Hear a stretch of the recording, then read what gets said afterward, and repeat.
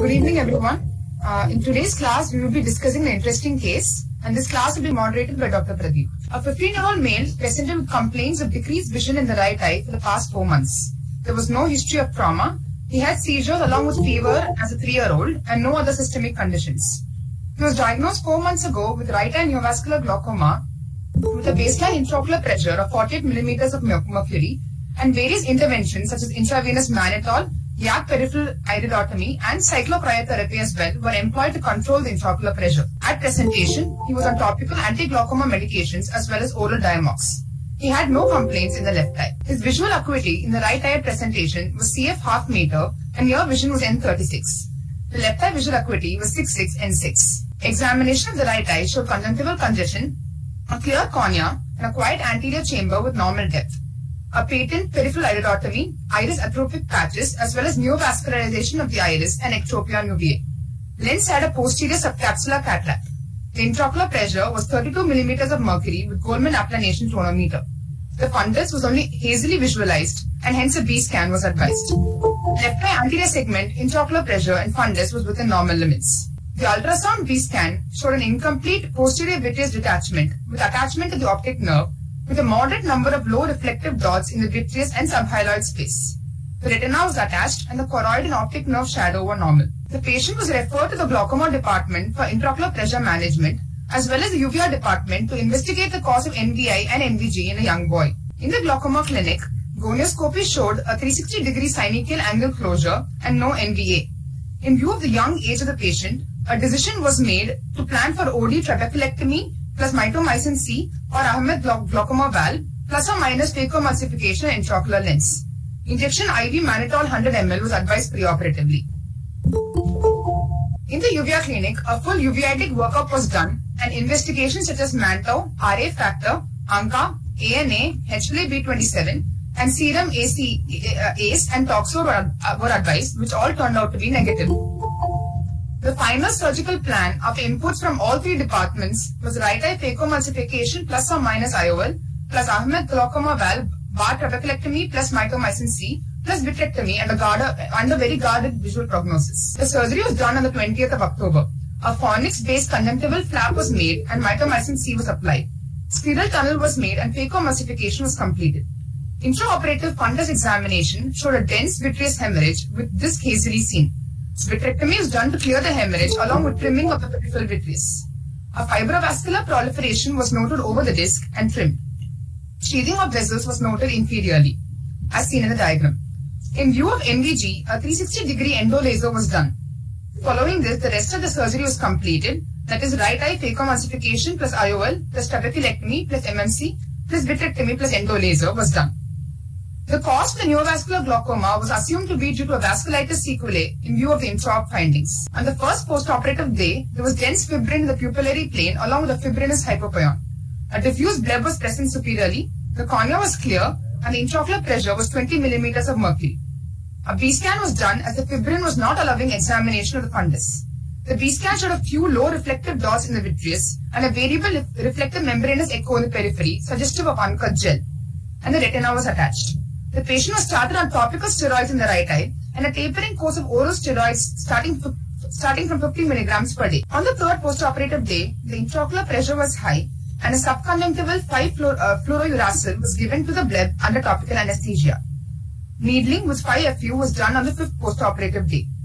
The intraocular pressure was then under control on the 5th postoperative day till the POD6. The view of the retina was hazy but appeared to be attached.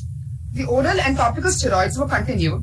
Since the fibrin was retracting and the intraocular pressure was under control, the patient was asked to review after 6 weeks. However, 4 weeks later, a local IOP check was done, which was noted to be high, and the patient was asked to start on 2 topical AGMs as well as oral Diamox locally, and he was referred back to us. At this visit, the distance vision had improved to 6/60 in the right eye. However, near vision was still N36. The left eye was N66 and N6 at this visit. This is the anterior segment of the right eye as seen here. There was conjunctival congestion. The cornea was clear with a few pigments on the endothelium. There was a diffuse bleb present superiorly. The YAG was patent and there was iris patches as previously noted. The AC was quiet and the intraocular lens was in place. The intraocular pressure was 38 millimeters of mercury. So needling with 5-FU was done to reduce the intraocular pressure. Post needling on the same day, the intraocular pressure reduced to 10 millimeters of mercury and the AGMs were stopped. The left eye anterior segment and fundus examination was within normal limits. The right eye fundus examination. Over to the anterior segment slide, Shashwati. Yeah, this was the, he had come at 4 weeks time. This is post needling. Actually, when he had come, his superotemporal sclerotomy, what is seen there with the vitreous suture, was showing bulge. The uveal show was there, and post needling, once the intraocular pressure had come down, this had actually receded back. Don't know the clinical significance, but this is what had happened at that time. Fundus examination of the right eye revealed a dense vitreous haze, which is just visible, and macular details could not be commented upon. So the patient was sent back to the uvea clinic, and in view of the vitreous haze in the right eye, the oral steroids were increased to 50 mg per day from the 10 mg per day. And the patient was also started on tablet azathioprine 50 mg 3 times a day after pediatrician clearance. However, less than 24 hours later, the patient presented again with complaints of distorted vision in the fellow left eye. The distance vision dropped from 6.9 to 6.6 and near vision was N6. Amsler's grid, the patient showed bending of lines in the central area and peripheral lines were straight. This is the picture of the anterior segment of the right eye. Conjunctiva was quiet, cornea was clear, the AC was quiet with no cells of flare, the lens was clear and the anterior vitreous had no cells. The fundus examination revealed 2 pockets of subretinal fluid, there was no vitreous haze, the disc and vessels were also normal. Keeping in mind the history of cyclocryotherapy as well as the surgical interventions in the fellow eye, a diagnosis of early sympathetic ophthalmia was first in the differentials. However, a steroid-induced central serous chorioretinopathy was also kept in mind. This differentiation is particularly important as the treatment for sympathetic ophthalmia is high-dose corticosteroids, which can worsen a case of CSCR. The patient was advised investigations such as OCT and FFA to corroborate the diagnosis. This is the SSOCT of the left eye, which shows some characteristic changes. I would like to pause here and ask any of the fellows to name the different findings marked out in the picture. Good evening, sir. Sir, the green one is there is a fluid pockets in the photoreceptor layer, sir, which is called bacillary fluid. And there is a subretinal SRF. The yellow one is the subretinal fluid, sir. Sir, the green arrow is hyperreflective dots suggestive of fibrin, and then yellow one is subretinal fluid, and the white one is bacillary detachment, and then blue one is subretinal band septa-like, and the violet one is increased choroidal thickness. As rightly said, the green arrow is intraretinal fluid with hyperreflective material. The yellow arrow is subretinal fluid. The white arrow is bacillary detachment, which is split at the level of the photoreceptor inner segment. The blue arrow is subretinal septae, and this choroidal thickening. The subfoveal choroidal thickness in this patient is 582 microns. Considering all the positive findings in the probable diagnosis, what characteristic OCT finding is missing in this particular case denoted by the red question marks? Can someone else answer this? This is absent choroidal folds. Yes, the characteristic OCT findings will also be discussed later. The SSOCT of the right eye also showed subretinal fluid. This is the FFA of the left eye. In the early arteriovenous phase, it showed hyperfluorescence corresponding to the SRF pockets with minimal pinpoint hyperfluorescence. The pinpoint hyperfluorescent spots increased in size and intensity. The late phase showed pinpoint hyperfluorescent leaks with late pooling in the area of the detachment. With the combination of the surgical history in the fellow eye, such as cyclocryotherapy and the multiple surgical interventions, and the OCT and FFA findings, a final diagnosis of sympathetic ophthalmia was made.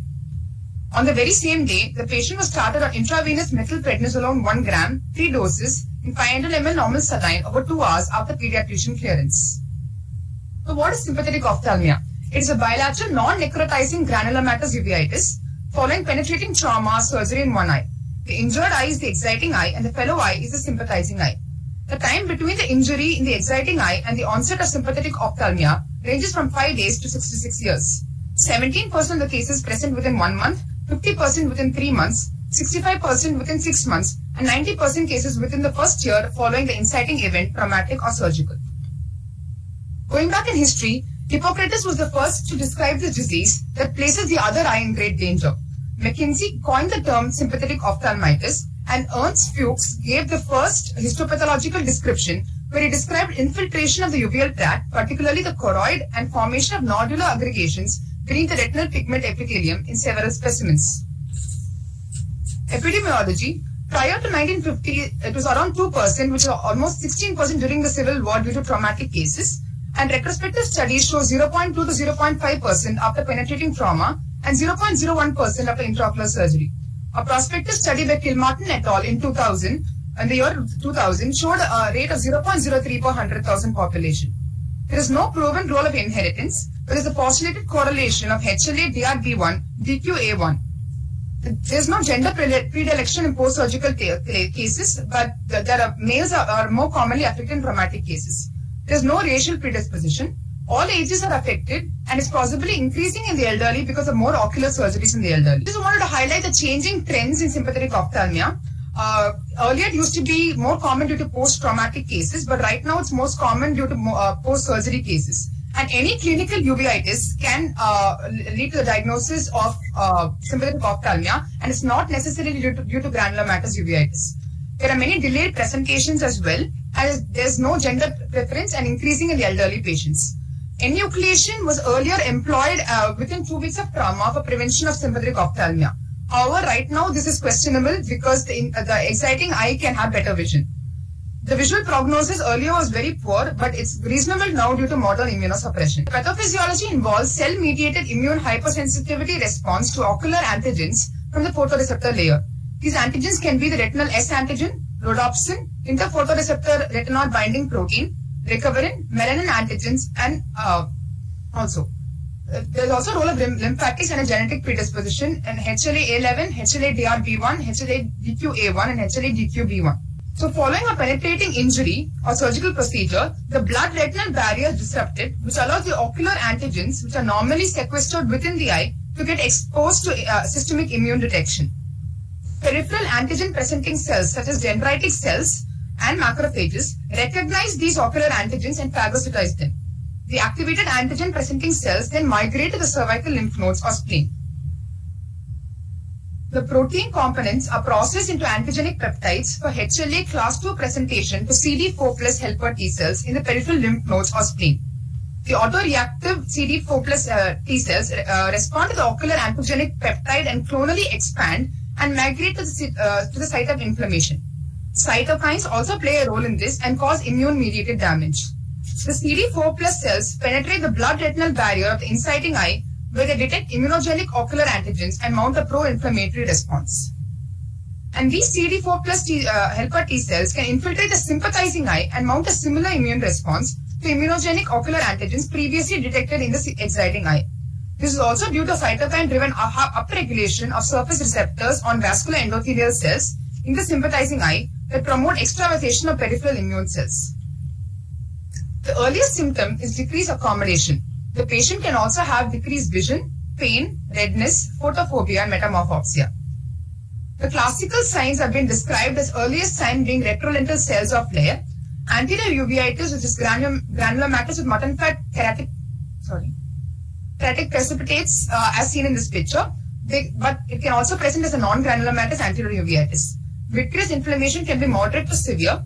The posterior segment manifestations are vitritis, exudative retinal detachments, yellowish white mid-peripheral lesions, optic disc swelling, which are more common in the acute phase. Dallen-Fuchs nodules, as seen in this picture, are small, discrete, yellowish infiltrates that are seen in the retinal periphery.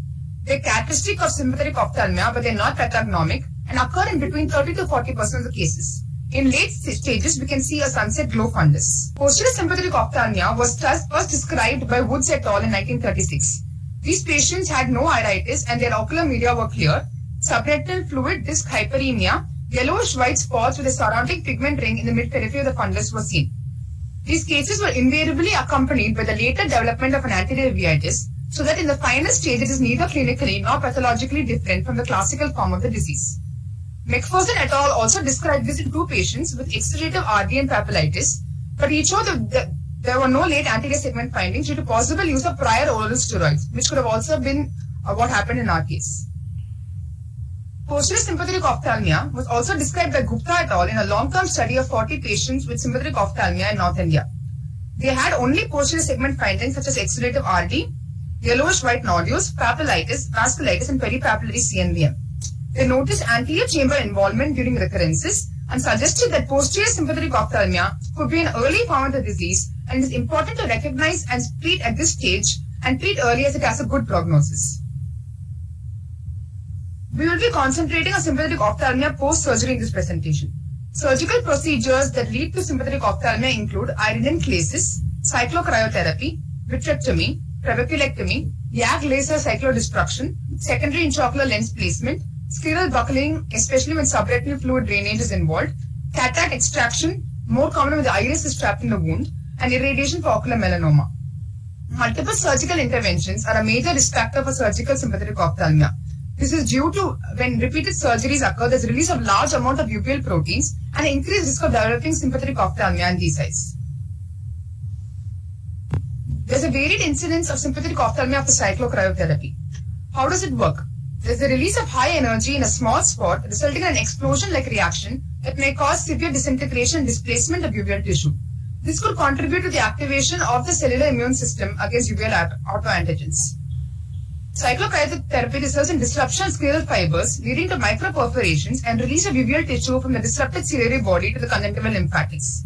Histopathology showed presence of macrophages, lymphocytes, and uveal pigments in the subconjunctival space. On doing a literature search for post-surgical sympathetic ophthalmia, over 100 plus articles are discussed about ocular surgery being a cause for sympathetic ophthalmia. We will discuss a few important papers. In a study from our institute where cases of post-surgical sympathetic ophthalmia were retrospectively analyzed, they found that 14 of 197 patients of the total number of sympathetic ophthalmia cases were due to surgery, that is 7.10%. The inciting surgical events were phacoemulsification with anterior vitrectomy, pars plana vitrectomy, scleral buckling, where all involve subretinal fluid drainage, trabeculectomy, and penetrating keratoplasty. They also found that repeated surgeries are a risk factor. The outcome in these patients, there was an improvement of vision in 78.6% of the patient. Trabeculectomy in sympathetic ophthalmia is relatively rare with very few reports. An incidence of approximately 0.08% has been estimated after glaucoma surgery. So what happens in VR surgery in sympathetic ophthalmia? There is increased retinal manipulation and breakdown of the blood-retinal barrier with pars plana vitrectomy, and there is a release of previously sequestered retinal antigens.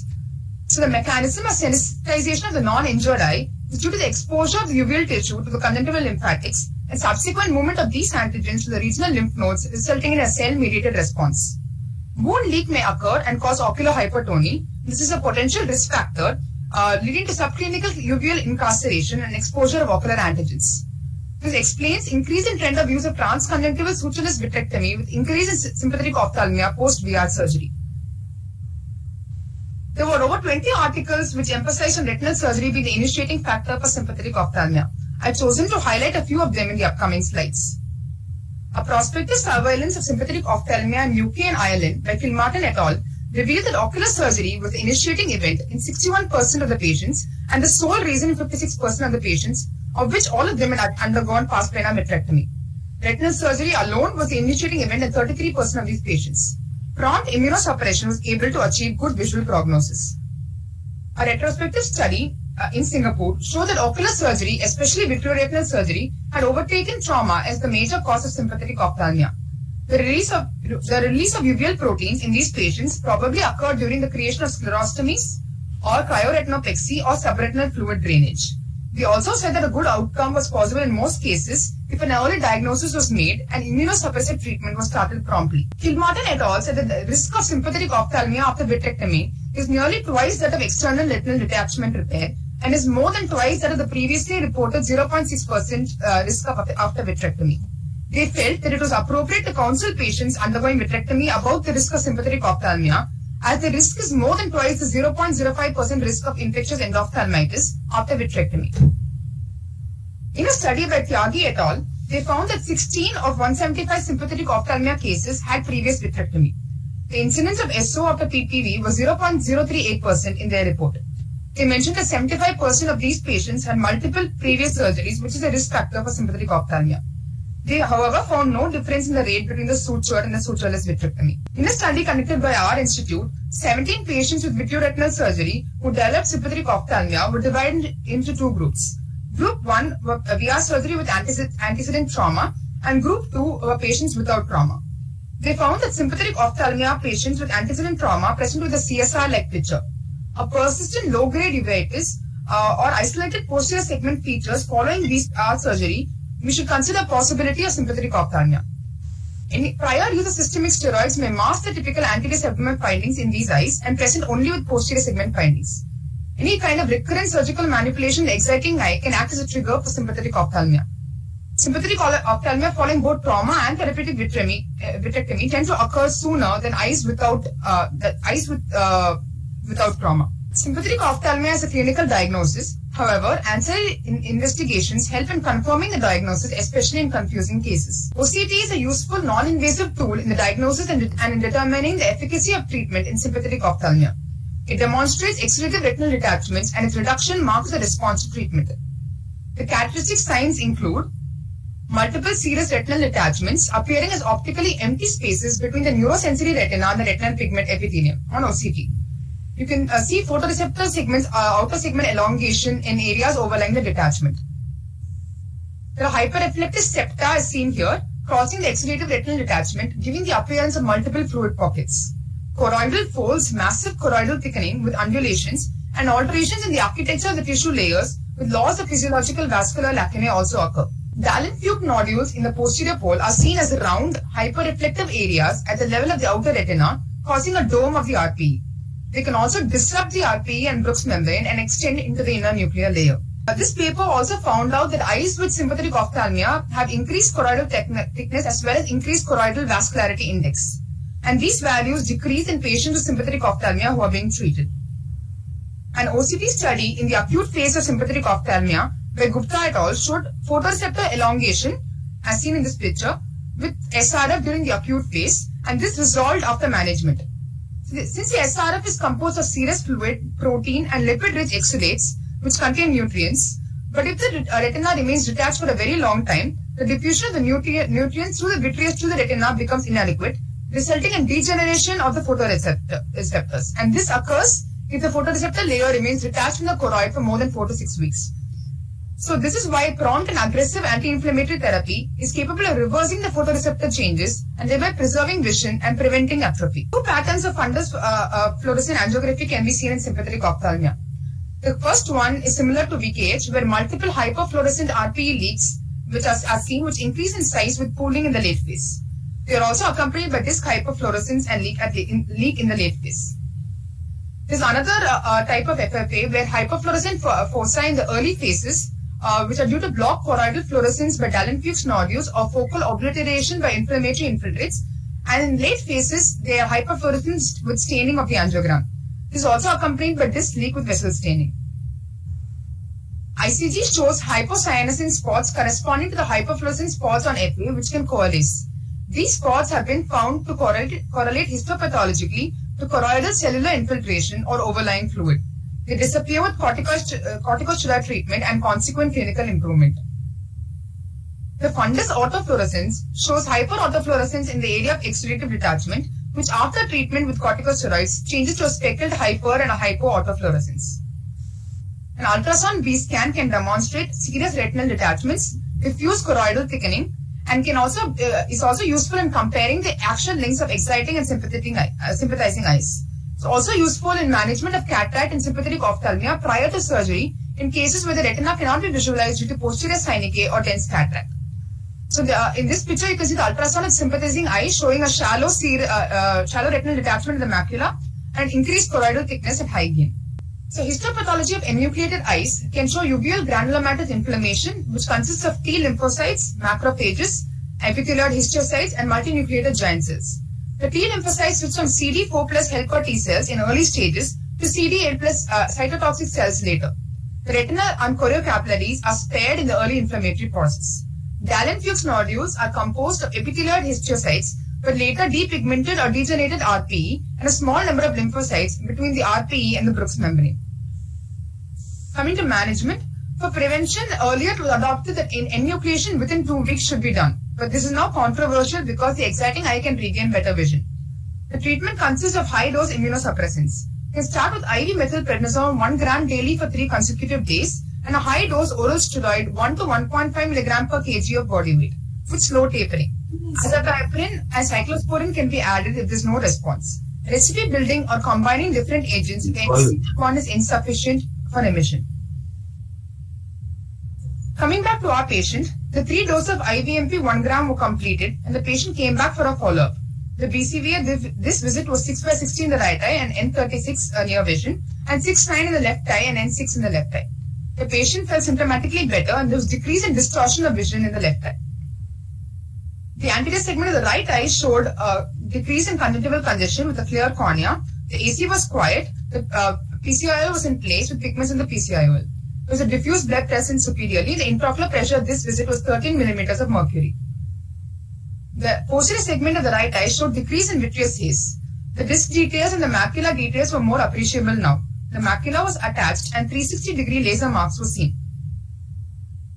The anterior segment of the left eye showed a quiet conjunctiva with a clear cornea, a few pigments in the anterior chamber. The lens was clear and the anterior vitreous had a few cells. The intraocular pressure was 18 millimeters of mercury. The fundus as seen here showed only a small resolving pocket of subretinal fluid. Comparing it to the picture before starting treatment, you can see a marked clinical improvement with reduction in subretinal fluid. Unfortunately, we could not get an OCT if the patient came back on the day of cyclone Nivar. The take-clinic messages: persistent low-grade uveitis or isolated posterior segment features following VR surgery should alert the ophthalmologist to the possibility of sympathetic ophthalmia. A high index of suspicion is vital to make the correct diagnosis. Posterior sympathetic ophthalmia is an early presentation of the disease which should not be missed or misdiagnosed. Prompt and aggressive therapy with immunosuppressants is mandated. These are my acknowledgements. Thank you. Can I make some comments? Yes, sir. Thank you, Shashwanti. Very clear presentation. Yes, very nice presentation and very elaborate. And I just want to tell about the case, which was one of the very early case of cryopexy, cyclocryopexy of sympathetic ophthalmia developing. The patient was seen by me and he had this central retinal vein occlusion, and the patient lost follow-up. He got neovascular glaucoma, and then cyclocryotherapy was done, and then when the patient came to me, I could diagnose that there is a sympathetic ophthalmia. The eye was enucleated, and then the serial sections was taken where I could demonstrate the track of the uveal pigments going to that from the uveal tissue to the subconjunctival space, subconjunctival lymphatics. So when I was publishing this case, the editor was a little bit concerned about that because this was a new finding of sympathetic ophthalmia upon cyclocryopexy. There is quite a long back, and there was not much. The cyclocryotherapy was not described as a procedure which can lead to sympathetic ophthalmia.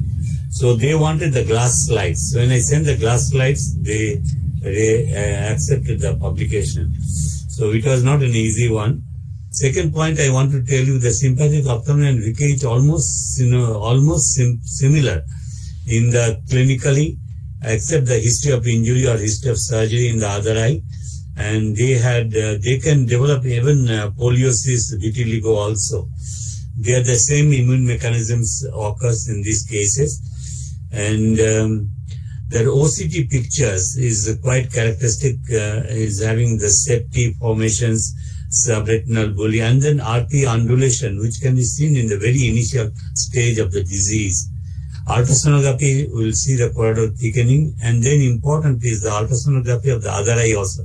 The exciting eye ultrasonography also will show the choroidal thickening because this is a bilateral pan-uveitis.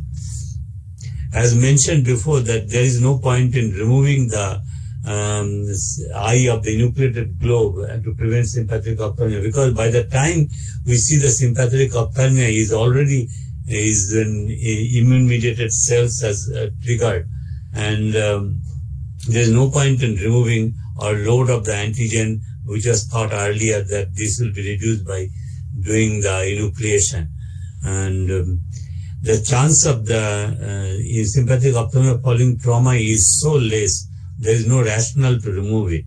But as one of the article has come with vitreoretinal surgery, should we counsel them? This is quite a significant amount of sympathetic ophthalmia we see following vitreoretinal surgery. And there are varied presentation of sympathetic ophthalmia. We have reported a frosted bronchitis also in sympathetic ophthalmia. And then hearing loss. Also described, as we see in the VKH, sympathetic ophthalmia, we reported with Manisha Agarwal, sympathetic ophthalmia hearing loss with audiometric findings. So sympathetic ophthalmia is very much treatable disease with initial treatment of IVMP, followed by immunosuppressive therapy and steroid, and they do very well. We analyzed a series of cases of sympathetic ophthalmia. Dr. Kashinathan, who is now CT vitreoretinal surgery, his DNG thesis was a sympathetic ophthalmia. Unfortunately, we couldn't write that last series because this would have been one of the last series of sympathetic ophthalmia. Largest series described by is Kilmartin et al., which has been described by Shashwati. It's a very nice presentation, and she covered every part of that. I congratulate. Thank you, sir. Thank you. Actually, the historical aspect, like how difficult it was to establish a diagnosis when we didn't had much of an ancillary test like OCT and all at that time. Thank you. I think the case was equally distributed with the treatment management by the three departments, the uvea, retina, and the glaucoma. So the case actually started from the glaucoma, the neovascular glaucoma. So Dr. Parivardhini was handling the case. So I think Dr. Parivardhini, Yes, sir. when a case, it's for the benefit, like if there is multiple departmental etiologies where we don't come into a conclusion of what exactly the diagnosis, how do you take forward this case of neovascular glaucoma when it comes to you, when there is no view and age group wise you want to decide, like how do you go about it? The thing is, he was 14-year-old, and it was a very acute history, just 4 months old history. Prior to that, he had normal vision, and we still were not able to come to the diagnosis, but the pressures were sitting very high at 40, 48 like that with Diamox. So we thought to see once we see the fundus, maybe clear the vitreous, we'll be clear of what the diagnosis was. So we went ahead with the surgery. We wanted to control the pressure. There was a debate of doing a trab or a valve, but because we were not sure of the visual potential, he had already undergone a cyclocryo. So we thought, let us not put in a tube in such a young patient. Depending on the visual potential he gains after the surgery, we thought we'll control the pressure later on. That is why a trab along with cataract surgery and vitrectomy was planned. Okay. I think Madam, BS Madam and LV Madam is here. Madam, any with the years of thing, like you would say that these cases, these uveitic glaucoma or the secondary angle closure glaucomas do well with AJV first as an option or a trabeculectomy to begin with. How do you decide these things, Madam? Actually, our results with trabeculectomy are quite good in uveitic glaucomas. Except in JRA. I have published our results of phacotrabeculectomy in uveitic eyes, and the results at the end of 3 years was about 70% success. So trabeculectomy is a good option. But except in cases of JRA, I've had a young girl who presented like this with a complicated cataract, secondary angle closure glaucoma. And I did a phacotrabeculectomy in the first sitting, but the pressure control was not a phacotrabeculectomy. I'm sorry, we did a lensectomy with trabeculectomy in the first sitting because it was a DRA. And the IOP control was not good. So we had to do an AGV almost within 1 month in that eye. So for the fellow eye, we did lensectomy, vitrectomy with AGV, and that eye did very well. Ultimately, the child did well with the AGV and lens fit in both eyes. That was JRA. But all other entities, I think trabeculectomy does fairly well. I think Parivardhani's planning has been really good. She has involved all the departments. She's planned her surgery well. There was a VR surgeon there to take care of the vitrectomy at the same sitting. And excellent surgical results, I must say. Although the IOP control was difficult, ultimately the patient has done well given the circumstances. No, from our side, like VR perspective, like if you see a good mobile connectiva, what you say, you go for a trabeculectomy or AGV if it's not. Is it true, like directly taking up for the AGV in these cases where the connectiva has not been traumatized? Like I told you, it depends on the primary entity. So in juvenile rheumatoid arthritis, they don't do very well. So in that case, primary AGV may be better. But most other entities, when you have a mobile conjunctiva, I think you can do a trabeculectomy. I like the others also with their comments. Okay, and I have a question for you here.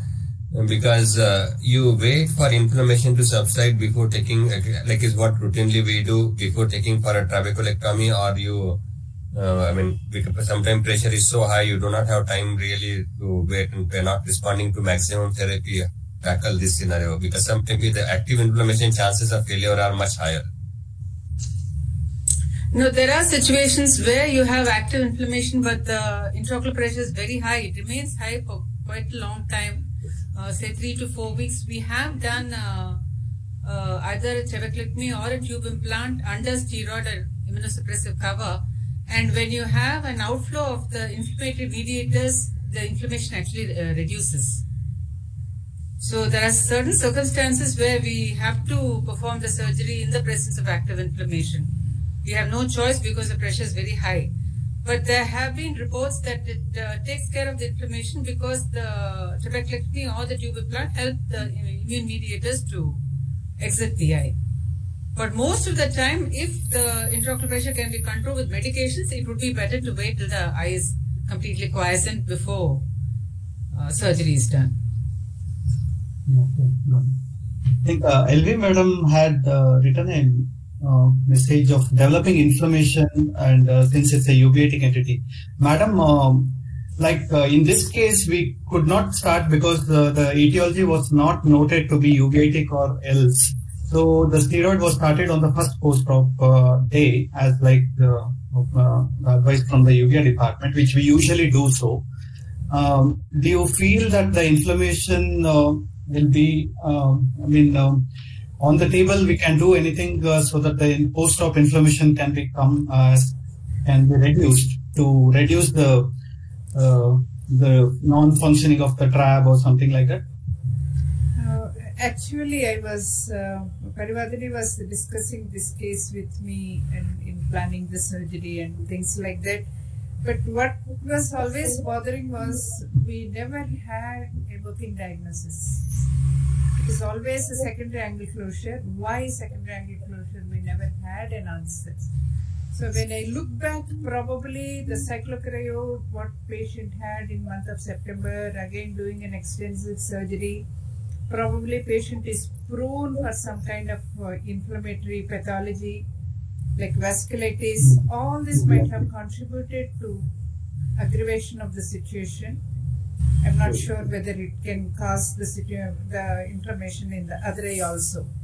So this is a difficult situation when we are not sure when we have taken the steps. Probably there is something went wrong in our planning also. If we have taken, probably given if we have suspected, if I have given the steroids, probably inflammation would not have been this much. I have no answer for that because we never had a working diagnosis. Patient never had well documented reports with him for the last 4 months. So that's one aspect we have no answer for that. So coming to the reducing the inflammation, people do give subtenon injections and subconjunctival injections and treat them with the steroids.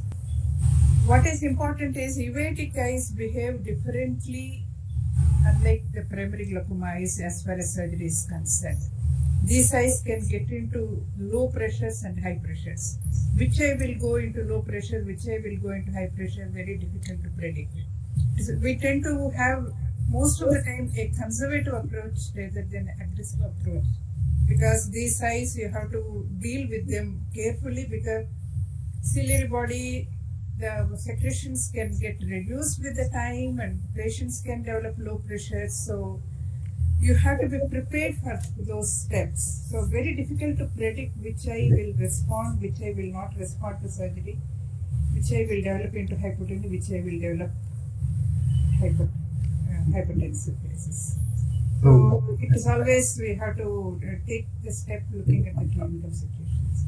I strongly feel that probably the cyclopyrrole what patient had just a month back also would have added to the insult in producing this. Exactly, I also thought so. One cyclopyrrole and second one uveitic entity already in one eye, and third surgery, I think three. Yeah, and cyclopyrrole eye was done somewhere else. We have no clue what kind of a probe was used, how many applications were given. So there were a lot of doubts. But we just wanted to give him a chance because he was 14-year-old. That's why I suggested to Parvatini also to just go ahead and do the trabeculectomy. And at least the trabeculectomy will take care of the acute rise in the pressure. Later on, even if the eye gets into some kind of hyposecretion, the trabeculectomy may not be as aggressive as AGV. I think if it were to be a non-vitreous hemorrhage eye, probably anti-VEGF also what we usually sometimes give for before the trap would have worked out in these cases. I don't know, Pradeep, because why should a 14-year-old develop vein occlusion? Tell me, if it is an older age, yes, you think that it may be possibly vein occlusion and related to various causes. But the young patient developing this always bothers you. I still feel that we don't have exact primary diagnosis for the patient. Thank you, madam. And one thing, in the case, I think Dr. Parivardhini, we had, when the needling was done like vacation, I mean, just for the sake of our PGs and fellows, like we send a cross back to the department for the post-op review. Like, what do you, how do you decide this needling and what exactly it does? So, needling is actually a very minimally invasive procedure where if the pressures are uncontrolled post trabeculectomy, we usually open up the fibrosis so that there is aqueous flow from the anterior chamber into the blood. So there will be a thick tenons, encystment will be there. So once we do needling, this fibrous tissue gets cut and then the aqueous will be able to flow freely. So usually in primary glaucomas, we don't do needling so early. This being a secondary angle closure, that too a neovascular glaucoma eye. Once we do trabeculectomy, the inflammatory mediators go into the blood and they can increase the fibrotic creation, which is not seen in primary glaucoma. So probably that's the reason he started showing early encystment and the pressure started going up. So I had to do a needling. Sorry. How frequently can be done? Usually in these secondary angle glaucomas, I have done as early as 3-4 days also when the pressures have gone up till 40. So that is. Which age did you use for that? So what I would like to comment here is that as you correctly said, the patient presented very, very early. I think within a matter of hours, he noticed diminution of vision in the morning and within 3 hours, he was already in the OPD. Actually, retrospectively now when I'm thinking, the disc does appear to be very slightly hyperemic in the left eye, although when I saw the patient, it did not look very hyperemic to me on while doing the IDO. On angiography, classically we would see either the hyperfluorescent, the pinpoint leaks, which pool, or we can see more of a APM PPE kind of presentation where there is early hypo and then late hyper. So for this patient, actually, if we see the angiography, there is like a combination of the two. The pinpoint leaks come a little later, not very initially as we would classically see in sympathetic ophthalmia. So I would assume that probably because of the overlying fluid and the edema, we are not seeing the pinpoint leaks initially, and later on the pooling is going on, is developing. The disc also is not staining as much. So I feel that it is very early presentation. Also, as the patient was already on steroids, I don't know whether that has also helped in minimizing the intensity of the reaction which developed. So probably because of that also it was a slightly muted response in the left eye. But the FFA and the OCT definitely do look like sympathetic ophthalmitis only. My only concern for doing the investigations before labeling it as a confirmed case was that I did not want to take a chance increasing steroids if it was like a multi-week CSR or something. Yeah. Coming to that question again, that was actually initially when all of us saw, the first reaction was that is it a CSER because steroid was there and increased only overnight before. Yes, sir. And so for the benefit of PGs and fellows, like any point with to differentiate between these two? So first of all, of course, if it is a classical sympathetic ophthalmitis, it would be accompanied by all the other inflammatory signs as well. We would see a full-blown granulomatous reaction. In this case, again, it was not present probably because he was already on steroids and it was a very early presentation. So one way to differentiate would be a classical granulomatous presentation both in the anterior segment and in the posterior segment. We would see a lot of fluid accumulation at the posterior pole. It could also be, if it is severe enough, it could present like an exudative RD. The disc would appear to be very hyperemic.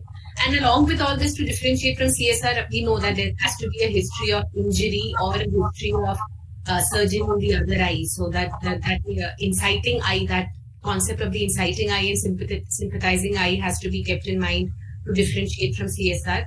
The other thing is OCT definitely helps.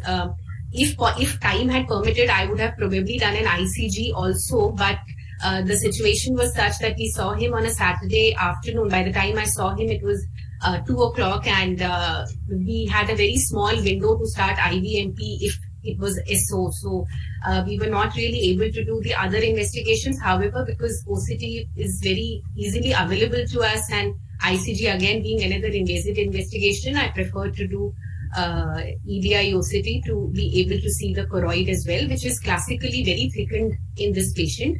And that also helped corroborate the diagnosis of sympathetic ophthalmia against CSR. Yeah.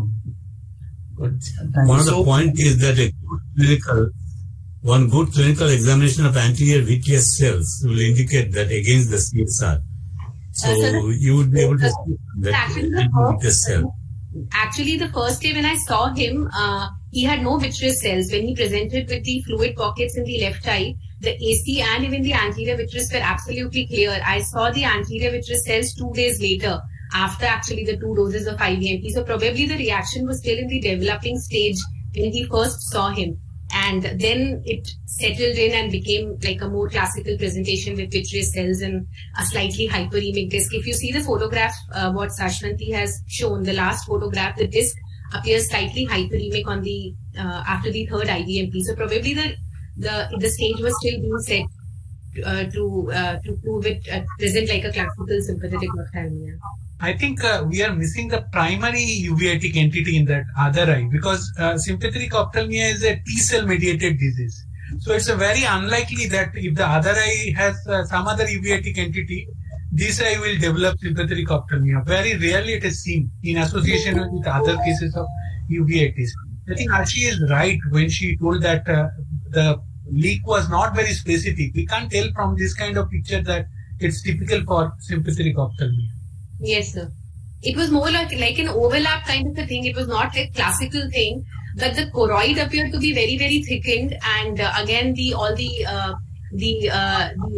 retinal features on the OCT also were not classical of CSR. There were no PEDs anywhere, and suddenly developing so much of fluid accumulation. So because we were in kind of a hurry also. We were kind of, it was actually kind of racing against time to start IVMP for him. So we gave him the benefit of the doubt, did whatever we could as early as possible. Of course, we could have done ICG and that would have probably added to the information we have, because ICG would have shown classical features of a stromal choroiditis, which sympathetic ophthalmia is. So that would have definitely added and reduced the confusion that we had.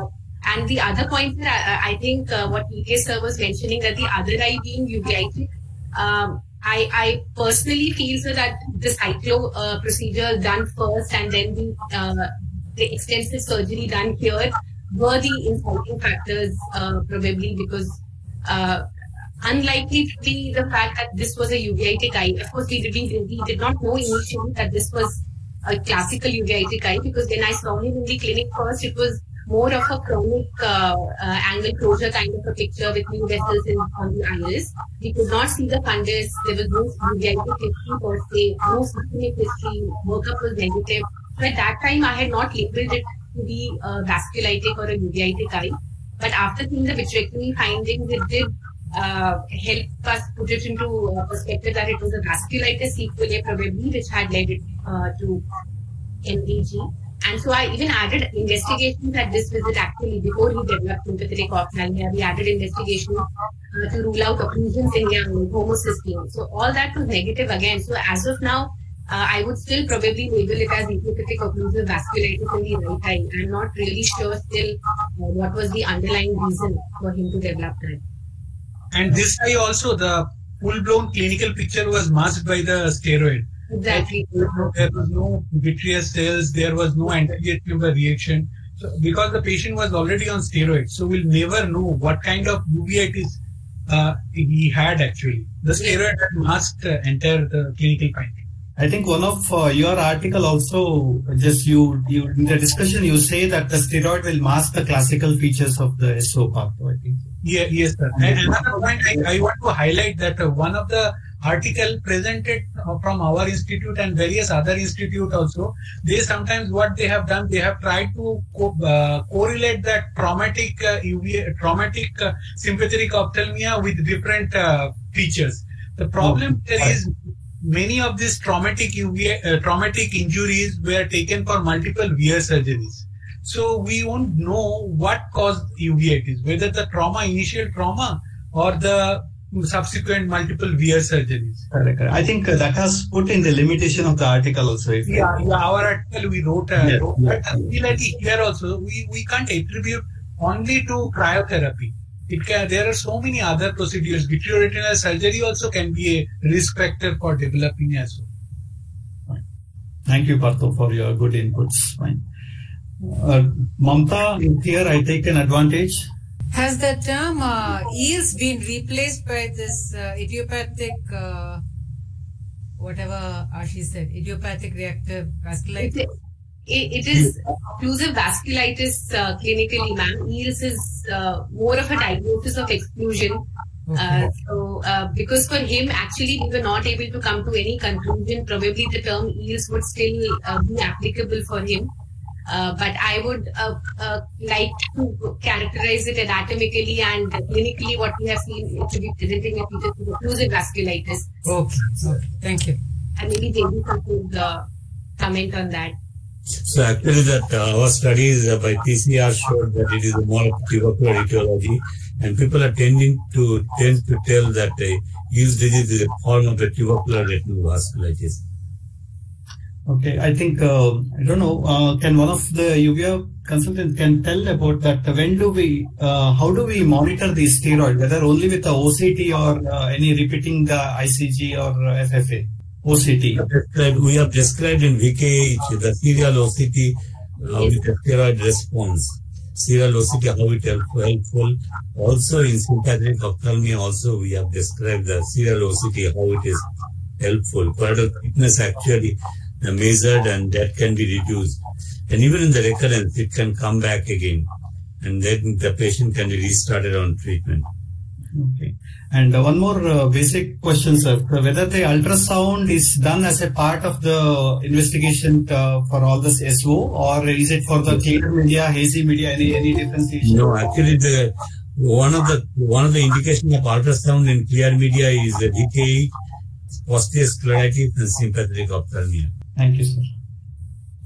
Madam, MPV madam, I think you wanted to tell about the paradoxical worsening in tuberculosis and SO.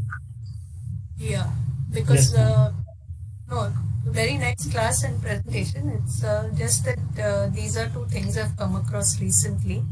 where we assume that every patient on steroids who develops serous fluid at the posterior pole, our first diagnosis is always steroid-induced CSR. Whereas there are two conditions, that paradoxical worsening for TB choroiditis. We've recently seen one patient, and this case of sympathetic ophthalmia. So these are two differential diagnoses, more dangerous, that we should not miss when evaluating a patient with blurred vision to the use of steroids. I just wanted to put that point. Okay. Thank you, madam. And also the OCT, the swept OCT shows the typical hyperreflective dots in the inner choroid. I thought that was Shashwanti was pointing to, the red arrow. And that is something you always see in CSR. So that is one more feature that suggests there is an inflammation going on. And any other points? Okay. We have used triple agent immunosuppression also in recalcitrant sympathetic ophthalmia. As rightly Partha has told, that immunosuppressive agents is required because it's a long drawn process. It's a T-cell mediated disease, and its steroid will be getting the temporary control of the disease, but immune-mediated reaction, T-cell inhibitions, more precisely if it is done by the T-cell inhibitor like azathioprine, cyclosporin in particular, they do have a good response to treatment in addition to steroid. And steroid should not be really taken off quickly. It's a slow dose, low dose to be maintained for a longer period of time, at least for 9 months. Okay. How long are immunosuppressants?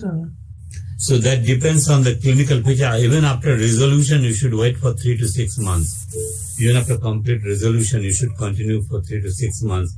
This is the tip of the iceberg you are seeing in the sympathetic ophthalmia. Underneath, there is a lot of choroidal inflammation is there, which can be recorded by OCT. So, Sweps's OCT can dictate when to really think that the disease has responded completely. Sir, can I make a point here regarding follow-up investigations regarding which investigative modality could guide our treatment plan? As Sir was rightly saying, OCT is replacing other invasive investigations these days, but still in chronic cases, I actually read a few articles, so that is why I'm just, I wanted to share this. In chronic cases, because it's basically sympathetic ophthalmia or even BPH for that matter, they are all choroidal stromal inflammatory diseases. So the choroid may actually show thinning in the chronic phase, and at that time, it may become difficult to ascertain whether we are actually looking at a thinned choroid because of good treatment going on, or is it actually just a sequelae of chronicity?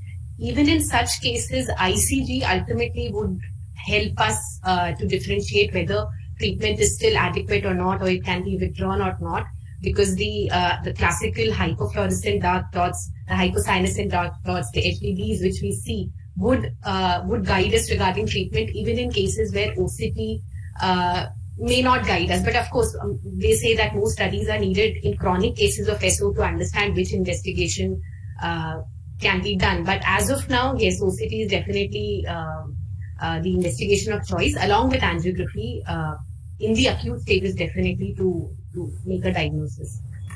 I have one question for the UVRT. So the VKH kind of keeps the inflammation keeps recurring, and they will be on medication for a long period of time. How does the sympathetic ophthalmia behave? Once you treat it well, is it one-time event, or there is always a risk for the patient to have recurrence is less, but a low-grade inflammation is persist for a long time. So maybe 1.5 years to 2 years.